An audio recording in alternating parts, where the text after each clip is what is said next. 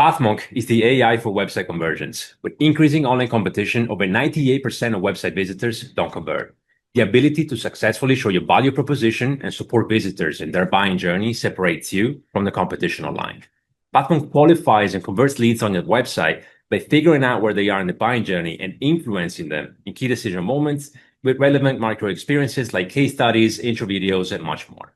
Stay relevant to your visitors and increase conversions by 50% by adding Pathmonk to your website in seconds, letting the AI do all the work, and increase conversions while you keep doing marketing as usual.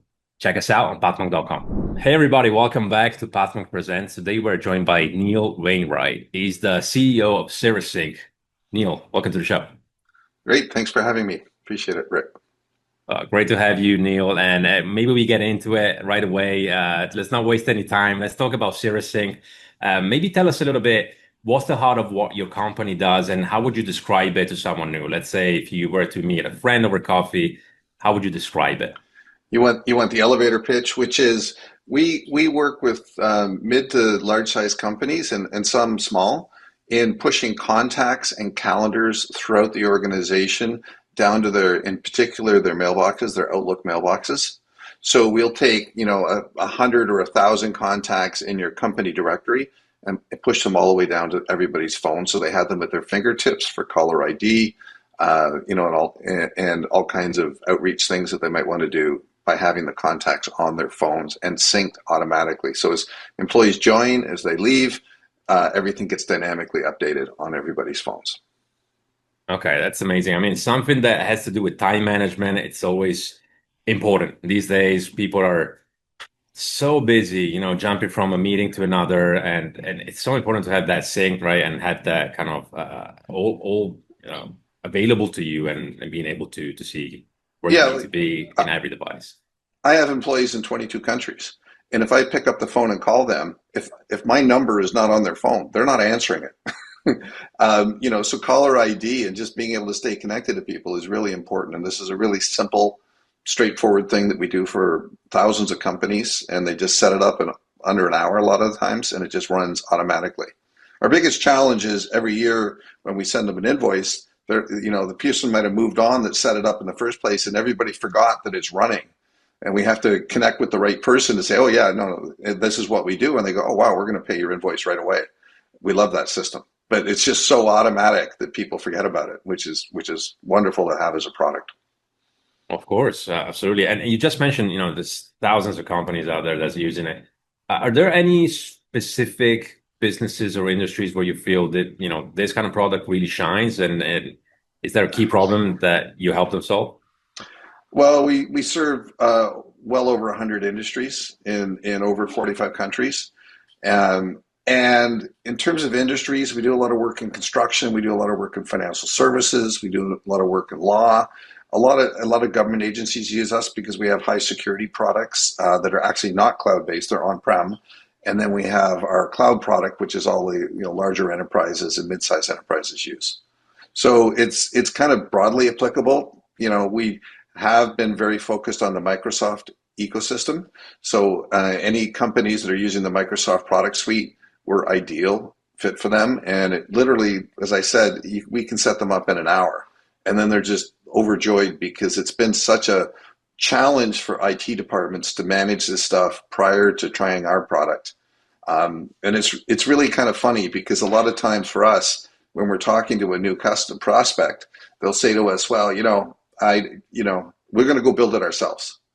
And we literally set a timer. And 6 months later, they call us and say, we want to use your product. Because who wants to write a bunch of custom code to shove a bunch of stuff around and worry about which fields go in which phones and who gets which contacts and all that? Like it sounds very simple, but it's actually very difficult to create a piece of software that's going to do it magically. And that's kind of what we did. So everybody comes back. Our biggest no is to them wanting to build it themselves. And then they call us 6 months later and say, hey, we're back and we'd like to use you guys. Yeah, I don't know. What I'm thinking right now is leave it to the experts, right? Why would you even want to start something like that? Yeah, there's way better software for a company to write to make themselves more efficient. This is kind of a no-brainer to have someone else do it and set it up and then forget about it. Right. Well, I love that. You say you set a timer, they call 6 months on the dot. I guess, that that also leads to understanding who's the person that reaches out, right? In more technical terms, in other words, who's your ICP, right? Your ideal customer profile. Um, you know, IT teams are the ones that reach out because they get a request typically from the C-suite saying, my phone's a mess. Nobody can talk to anybody. Nobody knows who anybody is. New employees show up. Nobody knows they exist. They're not on the phones. No one's answering their calls because caller ID is not working. So it'll be typically management, C-suite management that'll reach out to IT, and then IT starts doing research and finds out that we've been in business for 20 years, or G2 crowd rating is 4.8 out of 5, and then they call us and set up a demo. And literally on the button on our website says "Talk to a human," which is really important these days in marketing and in sales. That you don't want to have everything be an AI bot. People want to have human connections when they're actually evaluating a company. So we've changed all the buttons on our website to talk to a human so they know they're not going to go into the chatbot experience. We do have AI chatbots on our site, but we want to make it very clear to customers and potential customers. They can speak to us directly, because one of the strongest groups that we have is our customer support team. And I don't want to put any barriers between a customer talking to our support team because they're awesome. I mean, I watch our Slack channel we call it Applause, and there's customer feedback, 5 out of 5 stars all day long, and we're celebrating which customer support person actually that day had the big win in terms of really great feedback. That's awesome, and it speaks to, I think, the interaction that these customers have with your support team. Not only, obviously they're coming from the website. It's quite sterile environment in a way that you chat with someone, you don't see them, and maybe you don't even speak on the phone with them. But it's great to know that they care so much that they're getting these reviews. I mean, it's amazing. We had a comment from one of our customers that literally was 2 days ago, where we have an ability to send text messages to a group of phones as well. And it's not a highly advertised or a core part of our product, but it's something we have. And this customers tried it out and liked it, but they had a couple changes they wanted us to make. And I think in the span of 72 hours, we actually changed our product to match that customer's request. And the feedback came back was like, in 15 or 17 years of being an IT admin, I've never seen a software company respond that quickly to a request that I just came in and asked about. And I'm like, but this is the way our team operates. We want to always say yes to our customers. We always want to make them happy. If they've got some new request, it's a great idea, and chances are hundreds of other customers will love the fact that we've made that feature available, right? So I was just overjoyed to see that, where this person said over 15 to 17 years he'd never seen a company be so responsive. No, yeah, that's, again, it really speaks to the quality of their training, their interactions. So that's great. Now, that's one component, right? The customer support. What I wanted to talk about for a second, Neil, is your website, right? So obviously, with Pathmonk being a website tool, we care about conversions a lot.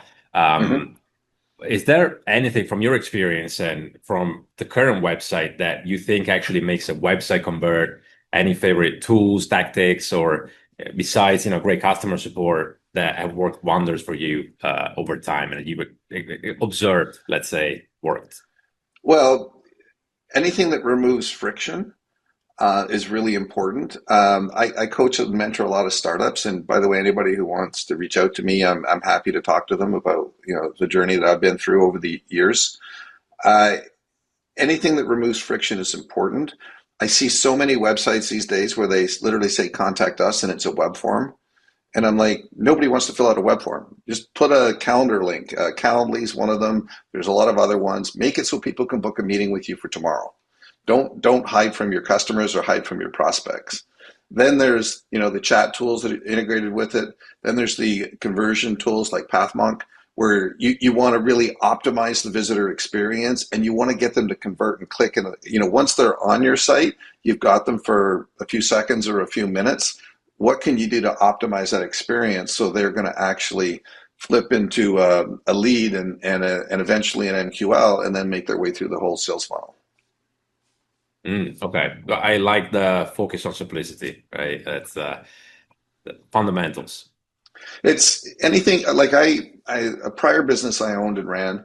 I was literally out for lunch on a Monday with my sales team, and they were saying, "Oh, I just got 2 demos booked on my calendar for tomorrow while we're at lunch."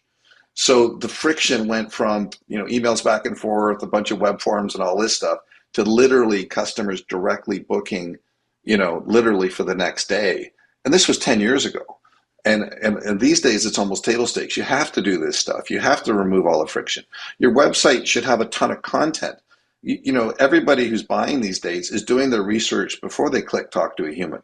So if all you do is have glossy graphics, but people can't really understand what you're doing, they might not click on that button because they don't yet understand. They want to understand before they click. So we're going through a lot of changes on our website to make it better, to provide more content, more information, and then of course draw the prospects or visitors into an action that we can then start managing the process and following up with them.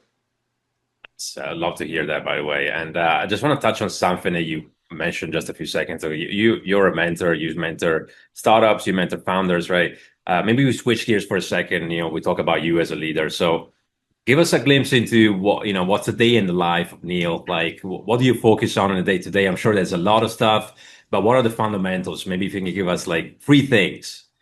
What are they? Um, I think as a leader, there's a bunch of obviously a bunch of dimensions, and I'm thinking on my feet right now.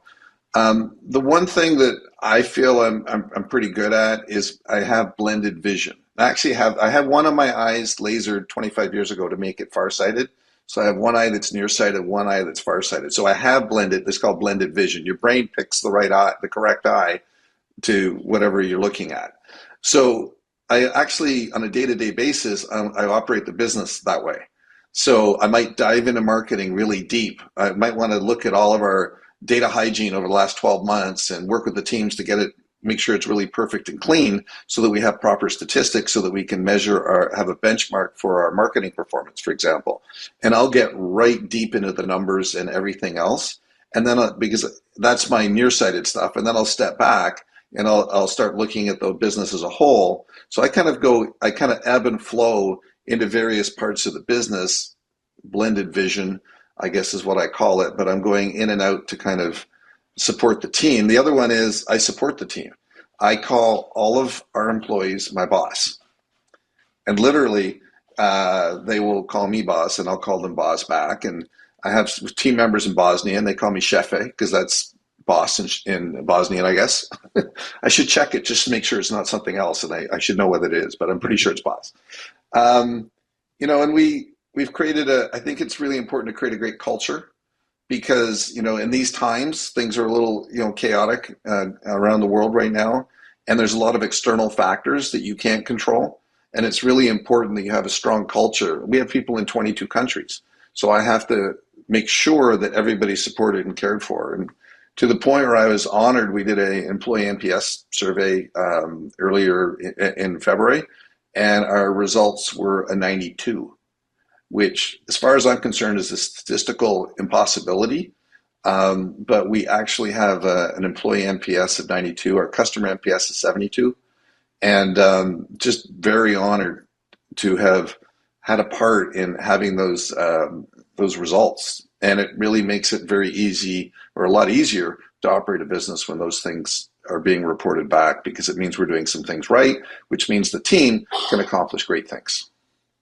Absolutely. As I said, we talked about this offline. I'm impressed by that 92. I mean, you're definitely an outlier. And again, I'm gonna say a year too. I think it speaks to the culture. You don't get a 92 unless you're doing things right in many different ways, right? So, of course, it's never gonna be perfect. It's never gonna be 100. Well, I don't want to say it's never say never, but at the same time, Well, people are variables in a way, right? But you I can't hit mean, it's 100 unless it's a one person employee and you're rating yourself. exactly, yeah. Um, Well it, put. it it's what's interesting about what you said is that I believe strongly in having a really strong defined set of values for the company to operate on and make decisions on, and then to percolate that throughout the entire organization. And when I joined CiraSync about 20 months ago, and I did a whole bunch of things initially, but I waited on the values. I usually move really quickly on a lot of things. On the values front, I kind of sat back and waited for a little bit because I had to absorb the current culture and I had to think about how I wanted to define the values in a way that reflected what I saw and what I would like us to be. So I literally set 6 values: trust, teamwork, excellence, innovation, accountability, and humility. Humility is one of our values. And then I realized in a sales perspective, we weren't telling everybody we're the global leader and we're the best on the planet and the most experienced on the planet at what we do. And from a marketing perspective, I went, oops, we better actually take a little bit of that humility out when it comes to our messaging. Because, the fact that we are who we are and we have such a great roster of customers, we shouldn't be shy about that part, but still remain humble. I would agree with that. I mean, it's a fine balance, right? You don't want to be cocky or arrogant, but at the same time, you do want to tell people, you want to give that authority, let's say, and the credibility that comes with being the best in the industry. So And, why not say it? and And I think when we communicate it, we're also going to say, but we want to do better. So the company's culture a couple years ago was more about we on a product perspective. It was about we have a product, we have a roadmap, we're building new features and all this kind of stuff. But we weren't necessarily as flexible to customer requests as they came in real time. And I changed, I came in and I spotted that and I said, well, let's change the culture so that we are almost always saying yes to customers. Because actually, I would like it to be always yes to customers because customers come out with great ideas. They don't come up with bad ideas. They come up with great ideas. And if you create a barrier between what your customer really wants and what your product does, that could be friction that causes you to lose that customer over time. Right now, our average customer lifetime is 12.9 years. It's the inverse of churn. Our churn is very low, so obviously we have a long customer lifetime, and I want to bump that up into decades. Nice. Yeah, I love that. And again, uh, changing that culture, obviously, you're reaping the fruit, you're reaping the benefits right now. So NPS of 92. Well, I mean, very good, very good. Neil, I want to thank you a lot for being on the show with us today. And as we wrapping things up, I also want to give you the last word. So if someone forgets everything about the interview today, which I doubt, by the way, what is the one thing that they should remember about the work you guys are doing? We're leading with our values. We do this contact and calendar sync in enterprises beautifully. Anybody who has a need for contact and calendar sync, just talk to us. If we don't have the feature in one of our products, which is highly unlikely because we've been in business a long time, we'll just add it. We won't charge for adding it. We'll just make it perfect for every customer. And hopefully, as part of this podcast, people realize that's a pretty good approach in their own businesses. And I'm always open to talking to anybody when it comes to marketing, when it comes to sales, and just operating a business like ours. Love that. Okay, thanks for that little, piece of wisdom. And Neil, again, thank you for the insights. Thank you for the time we spent together today. And if someone wants to check you guys out, where can they go? Where can we send them? CiraSync.com, CiraSync.com. And you'll find us. You can find me on LinkedIn. If you reach out and mention you heard about me from the Path Monk Presents, I will actually reply. I get a lot of SDRs and BDRs hitting up my LinkedIn inbox all the time. But if it's coming from your podcast, I'm definitely going to speak to people. Amazing. Neil, thanks again for the interview today, for your time. I wish you a wonderful day. Thank you. You too. Thanks, Rick. Of course. All right. Bye, everyone.